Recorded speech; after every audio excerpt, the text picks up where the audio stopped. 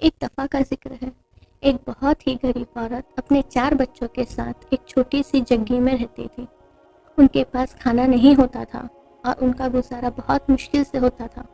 ایک دن اس عورت نے اللہ سے دعا کی کہ وہ ان کی مدد کرے اور ان کو کچھ روزی نصیب ہو۔ اسی رات اس نے اپنے سپنے میں دیکھا، ایک بزرگ شخص اس سے کہہ رہا ہے کہ صبح اٹھ کر شہر کے ایک چوراہے پر چلے جانا اور وہاں ایک بوری ملیں گی جو اللہ نے تمہارے لیے بھیجی ہے۔